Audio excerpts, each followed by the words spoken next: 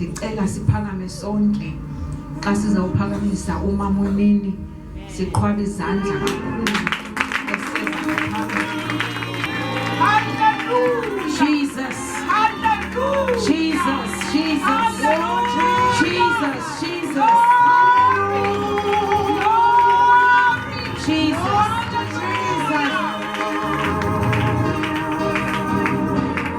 Jesus, Jesus, Jesus, Jesus. Thank you, Jesus. Hallelujah. Kubo bonke oThixo akekho onjengawe. Kuba indeba zakhe zimiko naphakade.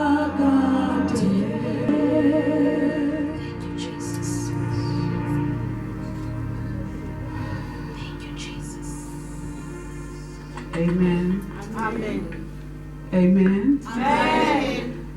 Mandisibulisele kumama umfundisi. Ndisibulisele kumama bakhulu bonke. Ndizibulisele kulutsha.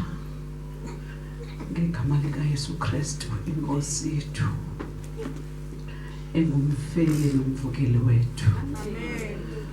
Amen. Kisevani mncinci.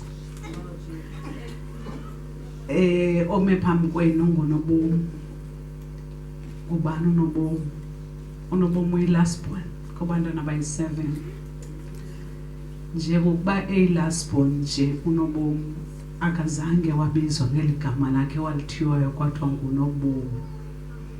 Ebebizwa Ndemekwana. It's only 2 years ago apho ndiye ndaliluza eli gama. Uyawundibona ndihlala eBheki because bendingulaa mntana wokugqibela, zonke izinto zakhe ziphaa ekugqibeleni, akekho phambili. So unamhlanje kum uyinto enkulu kakhulu. Ndingazange ndiqalise nohlala kwi-first row, bendisilalele eBheki. Kwathi after 16 years ndafumana usinobomi ukhusela ondenze into yoba ndaremaina ndihlala eBheki because ndinomntana.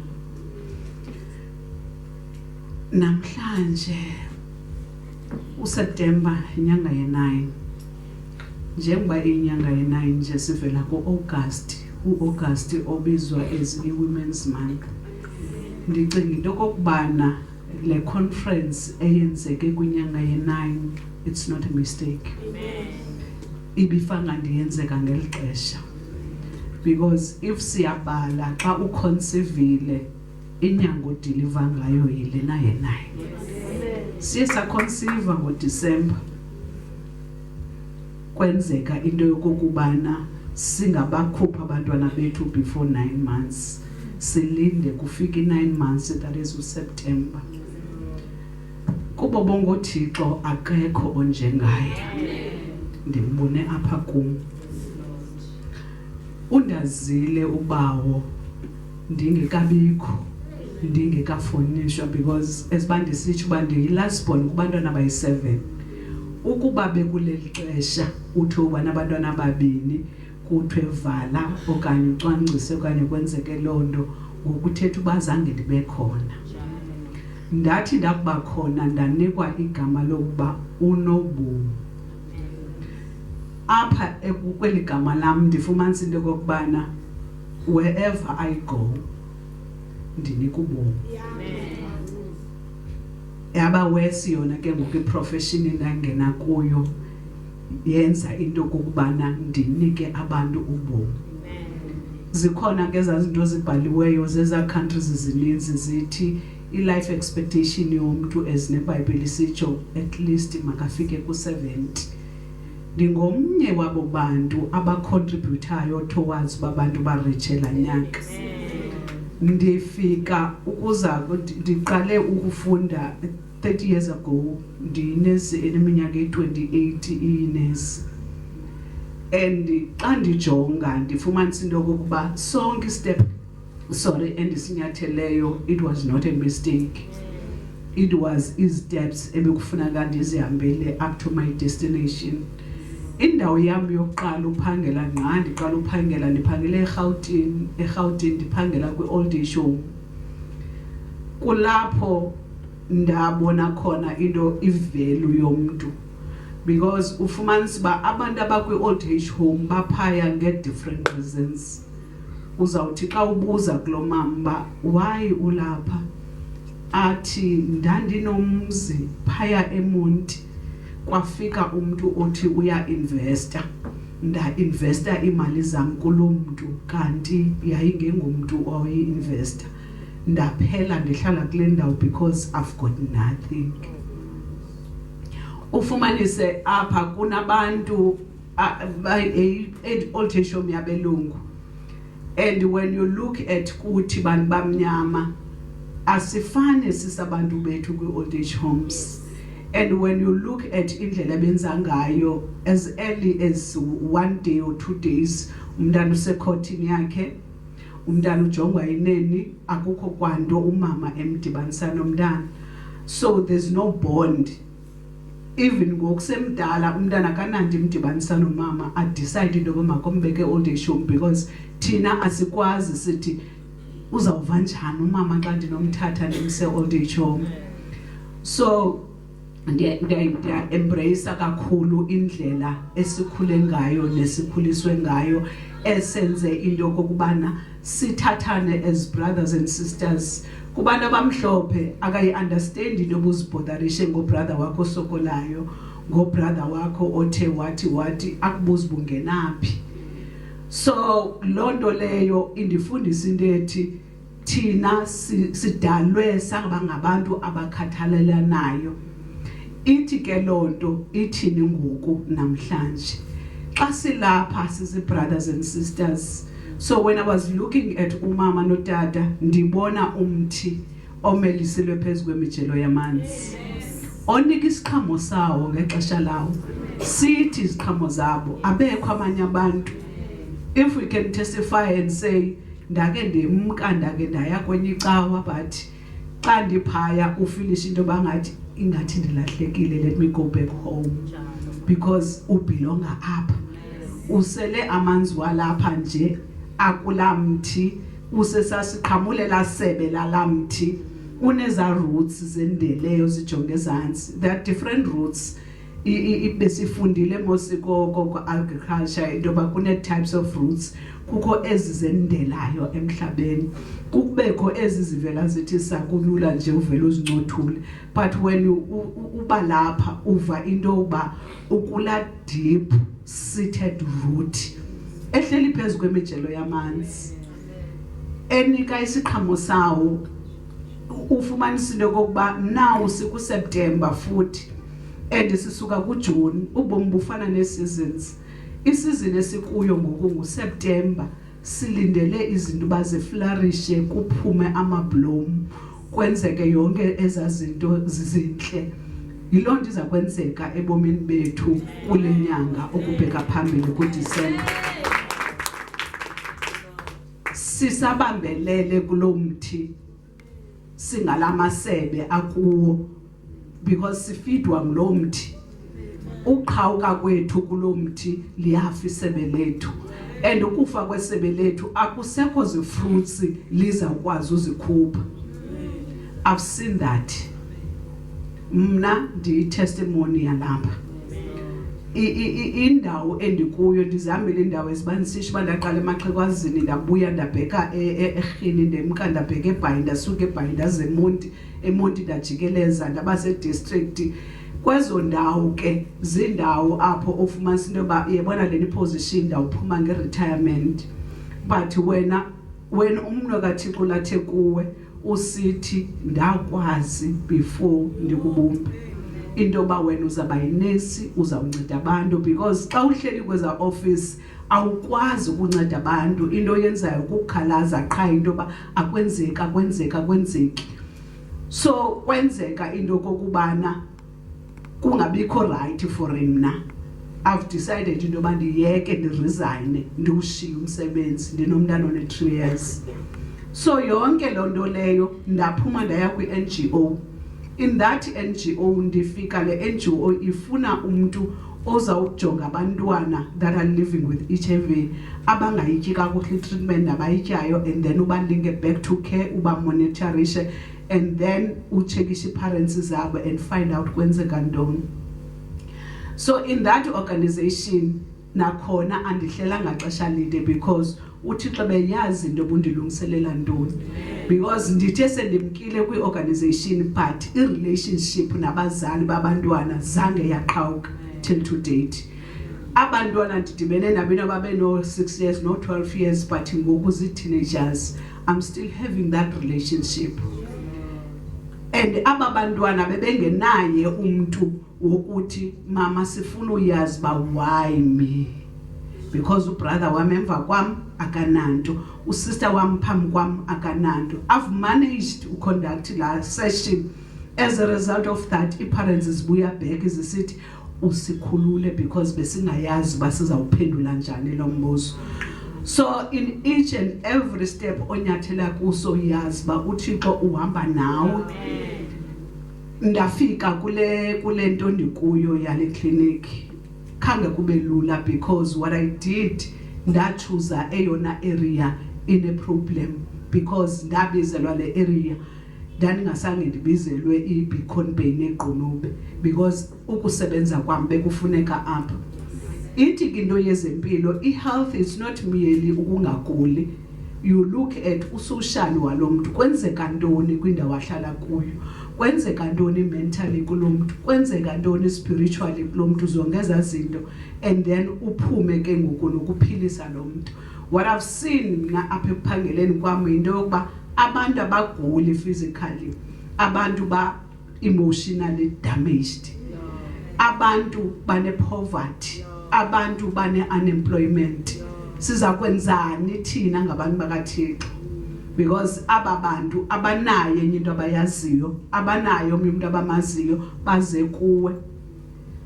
After ndiresignile nsa-organizana ne-colleagues zami and-trainers zami uba masenze i-non-profit organization, sayibiza into yoba sisisombululo solutions, sizosombulula iingxaki zabantu ekuhlaleni, because into esiyibonileyo abantu bangena kwi-organizations kuba behamba befuna imali ngamagama abantu, atyebise yena, anyuse indlu yakhe ayibhekise ngapha ayibhekise phezulu ayibhekise ecaleni, ngolo xesha la beneficiary ebeye ngayo iyasokola. Sathi thina sifuna utshintsha ipicture, sifuna utshintsha ubomi babantu, saba nelakhi safumana i-opportunities in-216. Into yokuqala sayicingayo thina, because bavela bathi sizawukhangela abantu abangayityi treatment sibabuyisele back to care, and akho nomuntu bakhangelayo into babayikhangele loo nto, bathatha imali bafake epokothweni. What we did thina kukuthi masenzeni igadi, because egadini uzawutya, uzawuthengisa, uzawu-exercise, uzawurelieve ne-stress, because umyeni uyisiwe into yakho yomane ucela nemali yesonka. Xa uthengisile uzakubuya uyothenga isonka ubeke etafuleni, uzakubona kuzawutshintsha endlini yakho, izaba khona iharmony. Abo bantu ke ngabantu abazayo eklinikhi athi umuntu ndine-stress, umyeni uthe wathi ayikho enye into ndithi iya across the road uthi mabakufake eprojectini. Ubomi babantu ukusukela ngalo 2022 bakwazi ukutshintsha, and uThixo wandenzela incebe engumangaliso. Ngexesha le-COVID, i-COVID yayingadlali, yayibulala, kodwa kwenzeka the first case endandiqala uyibona endandiyoyika i-COVID, because nandinojonge 1 abantu besetyhwini avele athi qithi umuntu asweleke uthathwe njengobheka kungabikho nento ayenziwayo. Ndafuna ukuthi uba mna njengoba ndindedwa kule organization ndihlelwa yile nto yase-1, ngubani ozawujonga aba bantu bajonge kum. First case yafika, and ndayirhanela kwangoko noba le inoba yile COVID. Wasela ijagi ifa i2 liters ezi3 zamanzi enqanwe into eyoyikisayo. After that it was hardly 2 days sisidibene waqalisa umzimba obuhlungu saqalisa symptoms ndatesta COVID positive. It was June then. Emva koko ndahlala 3 weeks endlini ndabuyela back emsebenzini because bekufuneka ube away. Abantu endababonayo ngalanyanga, I think it was about 300. La 300 yaba bantu bonke babe ne COVID. Ndathi uThixo undincedile because undigonyile. Endigonyela ukusave le 300 yobobomi. Bekusithi ungena nje sekugcwele afone umuntu esesibhedlele ndilapha esibhedlele kuthiwa unceda abantu ndicela undiziselele into unceda ngayo abantu. Ndithi kuya ndizokwazi ndicela xa udischarge ubuyuse kum. Aphuma umuntu esibhedlele kwezazikhulu aze apha driver from Fort Beaufort afike rhuqa itangi lakhe le-oxygen asinde umuntu kaThixo aphinde abuyele back to the family. Wayesithi ofikayo ndithathe ngokuthi ndicela umxelele wena ubunjani. Noba efika athi sisa uthi uyabulala nto ndithi jonga ndimyelo andifanga ndivela kwa-COVID. Nyhani sister nawe ubunayo? Ndithi yes bendinayo. Uzawuphila ubuyele back ebantwaneni bakho because uThixo unenjongo ngobomi bakho. Akasoze akuqhawulela ubomi bakho esazi uba kukho abantwana abafuna wena, kukho imisebenzi efuna wena. You belong to the society, you belong kwifamily yakho, you belong ecaweni yakho. Akazi ukuvuma into mawuyenze wena, thandaza because le into yona evil ifuna qha umuntu athandaze azixelele into ba COVID akho nto uzawundenza yona. So ndiyambulela kakhulu uThixo ondihambisileyo ezindleleni. Ndithemba into kokubana wonke umuntu okule ndawo unayo into uThixo ayibekileyo kuye. And apha ekuhambeni udibana nezinto ufumanisa into kokubana xa ungumuntu one-destiny, umuntu akakhathaleli ngenamhlanje lakho ujonge ingomso lakho. Zazi into yoba namhlanje uzawudibana nezinto sizibonile mos nasezibhayibhileni. Ufumanisa into yoba uMoses ngulo wayefuna ubulawa wafihlwa ezingobozini kodwa wasinda because uThixo knew into obufuna khulula amaSirayeli. uYesu Kristu as well uhanjiwe kufunwa umntana oyinkwenkwe ozelweyo, but wasinda because uThixo knew into kokubana funeka afele thina asisinde siphile ubomi obunaphakade. Into efunekayo into yoba sizazi into yoba ikhona indawo efuneke ndiye kuyo. Uzawutshapha endleleni akululanga, khange kube lula kum.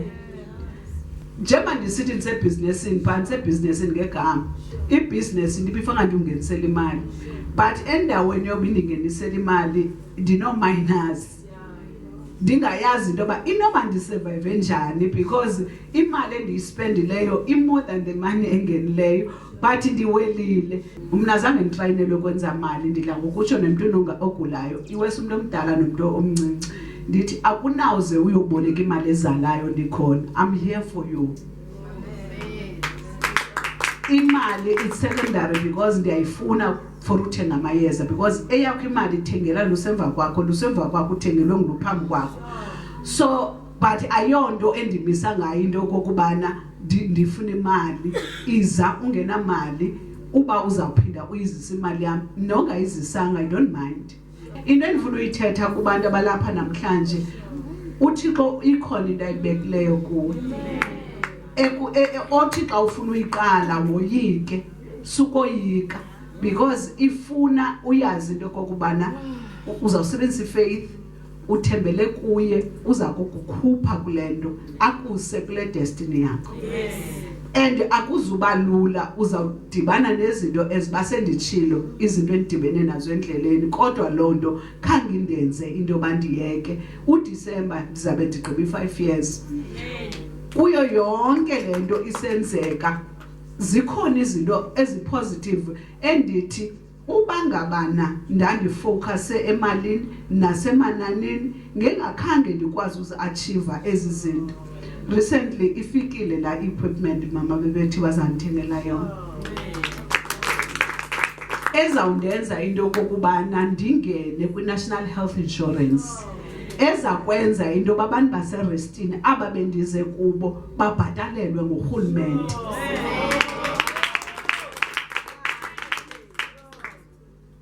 Recently bensanda wina iwisa. So uiwisa ngala second yala meeting unifune Kapa first and second for a training ye business. Kulapho ke ngoku ndizawukwazi uyazi ba imali ephumayo mayingabi ngaphezulu kwemali engenayo. So ndiyambulela kakhulu bawo, ndiyambulela kakhulu ohambe nami indlela ndisithi kumuntu ngamnye okhona kule ndawo ikhona into ebekiweyo kuwe. Uzawuhamba ungene emililweni kodwa uzawuphuma ungatshanga. Uzawudibana nenyoka yonke into uzawudibana nayo apha endleleni because ufumanisa ba apha ekuhambeni kukho izinto oqonda bazikwenza uncomfortable. Once ifike into okwenza uncomfortable phuma. Susubuza nobuza ndidla ngokuthi emsebenzini once uqala umane uthetha ngeboss ukuthi awusafithi apha. Ufaka nje uyiboss of your own. Awulawuleki ufaka nje ngoku sowuzilawula. Phuma kule ndawo because ngoku wena ungaphezulu kwayo. So lenyanga ke yabantu abaspecial. Abantu abakhiwa ngerib. Uyayiqonda irib ilapha. Apha ngaphakathi ke kukho iorgans ezi very delicate ezi protectwe zezi ribs. So thina ke singaba abantu badalwe bezi protectors. Singaba abantu banenyama ethambileyo aba multitaskayo. Singaba abantu uzakubabona belila bephuma inyembezi kodwa ezinyembezi izi tears of joy ingezo nyembezi zoba bava kabuhlungu. Ingaba abantu banala nhliziyo yothando masibuyeleni back eluthandweni lwethu lo mama because singomama singabantu bobeka esifubeni bekubhlungu ngexesha leCovid le social distance ufuna into ba I wonder sasifundiswe thina mosuba xa umuntu in distress bamisandla sakhe aqinisa isandla sakho uzophuma la negative energy. So ngoku masibuyeleni back iCovid igqithile sanganeni sibonisane uthando because ayikho into eyodlula uthando. Uvele ube newari ngumuntu ongathandiyo ndiyayolika nelagama lethi ndiyamcaphukela andilifuni noliva andilithandi because ngumfanekiso kaThixo lo umcaphukela njalo uThixo uyayibona.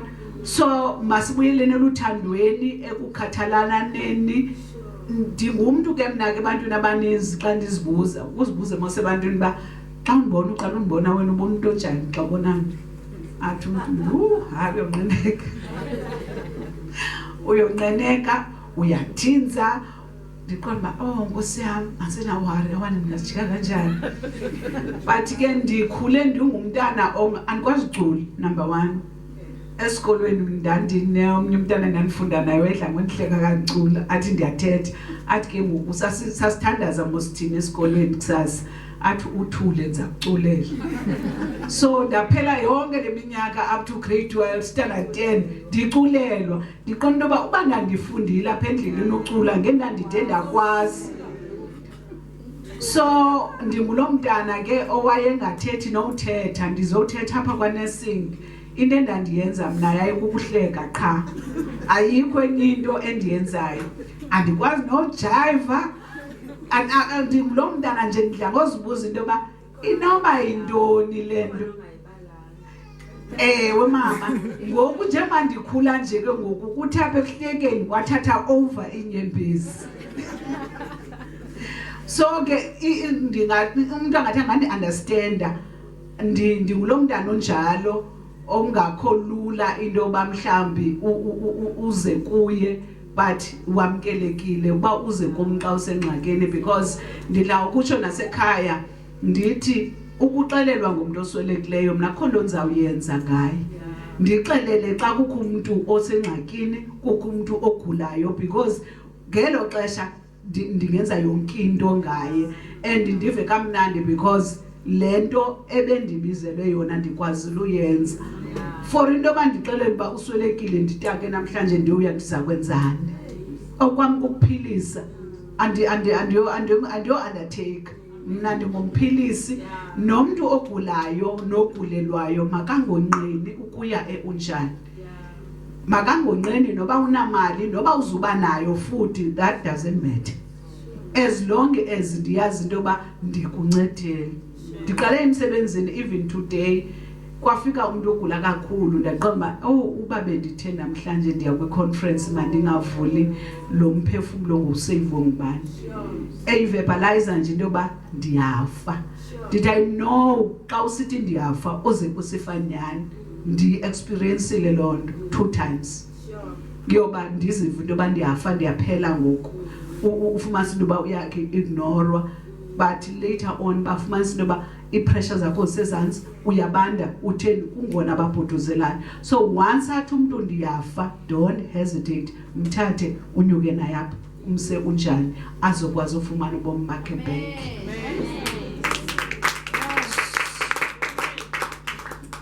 Ndiyabulela mama, noxa nje ke bekunzima ayongichanile mama. Bekunzima kakhulu uThemba ukubonixelele ndaqonda I wonder. Kodwa ke